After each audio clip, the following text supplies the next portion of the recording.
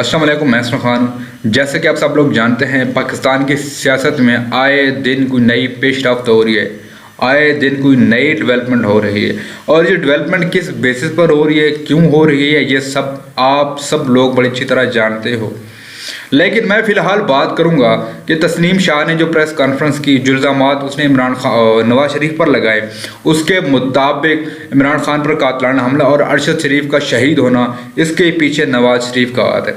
लेकिन मेरे कुछ चंद सवाल हैं। इतने दिन हो गए अरशद शरीफ को शहीद हुए, इतना टाइम गुजर गया इमरान खान पर हमला हुए, लेकिन ये बंदा अब क्यों मंजर यहाँ पर आ रहा है? अगर इस बंदे को इतने ही खराफात थे, या अगर इस बंदे को इतना ही इस बारे में था, इल्म था, और इस बंदे से ये बातें डिस्कस की गई थी, और अगर इतना ही मोहब्बुल वतन और इतना हिब्बुल वतन था ये शख्स, तो इसने पहले क्यों आकर ये सारी बातें मीडिया को नहीं बताई, पाकिस्तान को नहीं बताई, और उन लोगों को नहीं बताई जो इनको रोक सकते थे? देखिए, सबसे जो बड़ा सवाल है वो ये है कि किसी की कत्ल का मंसूबा बनाना इतना छोटा सा ये अमल नहीं है, या ऐसे मशवरे ऐसे लोगों के साथ नहीं किए जाते जिनको आप जानते तक ना हो, या जिनसे आपको जान पहचान आपकी थोड़ी हो। ऐसे कत्ल के मंसूबे सिर्फ उन्हीं लोगों के साथ शेयर किए जाते हैं, उन्हीं लोगों को बताए जाते हैं जो आपके बहुत ज़्यादा करीब हों, जिनका आपका जो सर्कल है वो आपके करीब तरीन सर्कल में से वो लोग होते हैं जिनसे आप ये बातें शेयर करते हैं। और आप आई डोंट नो किसके कहने पर उसने प्रेस कॉन्फ्रेंस की, या उसने खुद की, जो किसके कहने पर की, अभी इस बारे में कोई भी जजमेंट देना बहुत ज़्यादा मुश्किल है। तो आने वाले वक्त में ही ये सारी चीज़ें कंफर्म होंगी कि क्या ये प्लांटेड था, प्री प्लान्ड था, या इसने खुद इसका ज़मीर जागा और उसने ऐसी कोई प्रेस कॉन्फ्रेंस कर दी। देखिए, अब जो नवाज शरीफ की जो सियासत है वो पाकिस्तान में ऑलमोस्ट मर चुकी है, ऑलमोस्ट मर चुकी है। अब नवाज शरीफ में भी I don't know, Nawaz Sharif को बिल्कुल ही ख़त्म करने का ये मंसूबा है। ये बिल्कुल ये चाह रहे हैं कि नवाज शरीफ को बिल्कुल ही ज़मीन बोझ कर दिया जाए, उनकी पार्टी को ज़मीन बोझ कर दिया जाए। मुझे इस बात का अंदाज़ा नहीं है, ये जस्ट मेरे कुछ सवालात हैं। अब जो बाकी मामलात हैं वो आने वाले वक्त ही डिसाइड करेगा। जैसे इमरान खान ने कहा है कि हफ्ते वाले दिन सब लोग पहुँचें, 26 तारीख को सब लोग पहुँचें रावलपिंडी के अंदर, तो वहाँ से एक टेंशन क्रिएट होगी, ऑब्वियस सी बात है।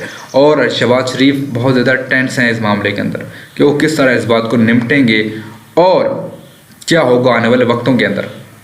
बहरहाल ये जो अभी इल्ज़ामात लगाए हैं उसने, तस्नीम शाह ने नवाज शरीफ पर, इसने एक और तहलका मचा दिया है इस मुल्क के अंदर, इस मुल्क की सियासत के अंदर, इस मुल्क की एस्टेब्लिशमेंट के अंदर एक और तहलका मचा दिया उसने कि अब इस मुल्क का जो सियासत है वो किस मोड़ पर जाएगी और क्या होगा इस मुल्क की सियासत का, और कौन कौन नंगा होगा इस सियासत में। इस बात का अंदाज़ा अभी करना थोड़ा मुश्किल है, या कबल वक्त है।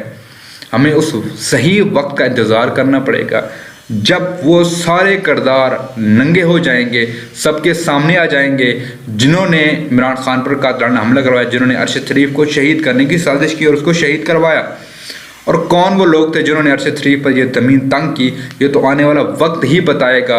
और वो सब लोग नंगे होंगे इस आवाम के सामने जो ये ऐसे मंसूबे बनाते हैं। बहरहाल अब नवाज शरीफ की क्या हिकमत अमली होगी, मरीम नवाज की क्या हिकमत अमली होगी, शहबाज शरीफ की क्या हिकमत अमली होगी, अभी इस बारे में कोई अंदाज़ा नहीं है। ना ही PMLN के रहनुमाओं की तरफ से ना तो इस बयान की या इस कॉन्फ्रेंस की मजम्मत की गई है, इसको डिनाई किया गया है, और ना ही इसके रद्द अमल में कुछ उन्होंने बोला है।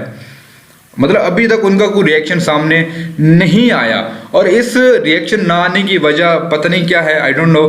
लेकिन उस प्रेस कॉन्फ्रेंस ने बहुत बड़े सवाल उठा दिए हैं, और कुछ दिन की बात है, 1-2 दिन के अंदर मैं आपको ये बता दूंगा कि ये बंदा कहाँ से बोल रहा है। जी, मतलब प्री प्लान था या ये प्लांटेड है किसी का। इस बंदे ने खुद ये प्रेस कॉन्फ्रेंस की। ये आने वाले वक्त के अंदर मैं आप सब लोगों के साथ ये बात शेयर करूँगा।